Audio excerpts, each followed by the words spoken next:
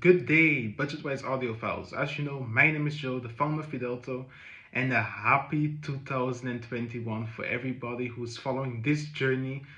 And may all your wishes come true. I sincerely hope that for everybody. And also, I hope that you continue to follow the journey for the AMP because we're getting close to the end of this test phase and this beta phase to be able to get it out to the masses. So let's start with the update about THEAMP. It's been some time, so the first thing I want to talk about is the circuit board. Circuit board, I have it in my hand here. This is now fully completed. I have tested the response, and what was the issue with the last time that I showed you the oscilloscope graphs was that the phase angle shift on the low end was not very, it was good, don't get me wrong, but it was still not what I wanted. But now by changing the quality of some of the input capacitors, it actually is a lot better, and we now have a very nice and flat phase angle shift across the board. So basically 0 degrees phase angle shift throughout the whole audio spectrum. So if that is done and the circuit board is done and it can be now soldered and mass produced, why is there still a delay? Because I said in the last video, I should be able to get it out by the end of the year, and now we're in January 2021 and it still hasn't gone out. Well, the problem really is the case. The case is, I'm a tech guy. I'm not a tech, I'm an electronics guy. I'm a person who works with multimeters. I'm a person who works with soldering irons and everything. But I'm not really the most creative person out there. And that's why in the first case that was developed for the AMP, you saw that it wasn't really good. It looked like, okay, it's functional, the stuff fits inside, great, but would I want to see it in my living room? No. So now, over the last few months, I've really been going back and forth. Have had some people who have had good designs, but then the budget is extremely huge, and then you have people who have bad designs, but then they also have huge budgets, and then you have people who are in the middle, but then they really do not understand how audio works, because most of these designers are designing cases for something that doesn't dissipate much heat. For example, a Raspberry Pi case. A Raspberry Pi doesn't produce much heat. You just put it in the case, and then it dissipates the heat to the aluminium enclosure of the for that project. But the problem with this in this scenario is that we are going to have, even if we're running at let's say 70% efficiency, we're going to, for 100 watts, have to dissipate 30 watts of heat, which means that we can't just have a closed enclosure without any holes. So we have to actually be planning the position of the holes. So what was wrong with the first case was that they only had holes in the sides. And what's wrong with that? Basically, no heat can get into the case from anywhere. You have a connection to the outside, but then the heat is just going to, the air is going to come in, it's going to touch the heatsink, it's going to heat up, but then it's going to want to rise up. And if it can't rise up, then it's going to try and circulate again. It's going to try to get out, but then it's going to be air coming in and air going out of the same point, which means that the air just stays there, and it just heats up and heats up and heats up and heats up, and that's a big problem. So what do we have to do? What I did actually is that now there are holes in the bottom of the case and at the side. So what happens now, the air, because there's also feet on the case now, what happens now, the air goes in from the bottom, it goes into the case, then you have the heatsink here, so it touches the heatsink, and then the air bends and it goes out of the case on the side. So it basically means that we have a airflow. We have an airflow that comes to the bottom in, it touches the heatsink, it catches the heat that comes off the heatsink, and it goes out of the case on the side, which means that eventually we have a way for the heat to escape. And you can see now that the difference is that now we don't go in that that self-destruct mode where the transistors heat up, then the voltage across the transistor increases, which means the transistor heats up even more, which means that we get a even higher voltage, and eventually the transistor just blows up.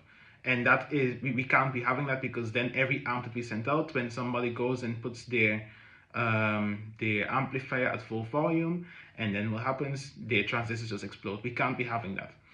So now that that has been fixed, now we need to get to the full design, the feel of it. And that's where I'm going to need your help also, because I'm going to have to see what you want in a case. Does it have to look good, or does it have to be functional? That's the question I have. Because if we want something that looks very good, then we have to invest more into that, into the looks department. But if you want something that's functional, then we have to think more about the functionality of it. Do you want to have it that you can, excuse me, that you can open the case and then see the stuff inside? Or do you want something that is very nice from the outside, but then the inside is not very good? That's the question that I now have. And that's something that I will now go and put on Instagram, on the stories. So then you can answer the question. Sorry. So now let's also talk about the timeline. We are going from moving from December, because in December we were not able to finish the project. So where are we moving to now? Well, I'm hoping for the end of January. Well, if the case and I can get the ideas done and I can actually have the right person to design that full enclosure, then I should be able to get that out by the mid of January. And if that's out by the mid of January, then the production team can start producing the first samples. And then if one of those samples is very good, I can actually send that out as the first version. So let's say 14th of January, and then we have another, let's say 2 weeks, which is the 28th, and then the 28th we should be able to get the samples in, and then by the first week of February we can get the first amp out to Portugal. That's if everything goes right.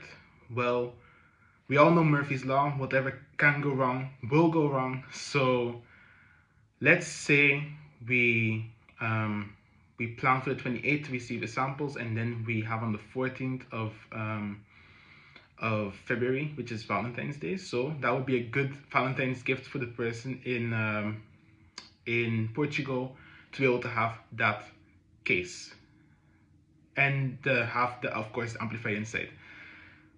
I think that's very plausible, because we now have this circuit board completely finished. We now have a way to mass produce this thing, because the process has become easier now. And we have solved the major issues with the case. So the major issues were that basically the heat was not leaving the case and the things were going into self-destruction mode. Well, those things have been solved. Now the question from me to you is, okay, do we want a functional design, or do we want a design that really fits into the living room? If it has to fit into the living room, we have to figure out how to implement everything in a very modern way. Or if it can be functional, then we can look at a more practical and a more cheap design. Well, that's to you. And when I get those answers, because I'm going to do that very quickly, then I can start sending that to the person who has designed the case, and then that person is going to design based on those requirements. And then we should have a sample by the end of this month, which means that then by the 14th, that sample unit can actually be sent out to the person in Portugal, and we have then the first unit sent out. That's my goal, and I really believe that that's possible, and I'm confident in the fact that now we can see everything already done. So basically just one more aspect of the amp, and then we can start producing these for first, of course, the first 5 people, and then start running advertisements to get even more people to get involved with Fidelto and the AMP. So I know it's been a long video and a little bit of rambling maybe, but I just wanted to let you know where we were, where we're going, and how we're making this one of the best amplifiers in this price class for the high quality and high fidelity audiophile.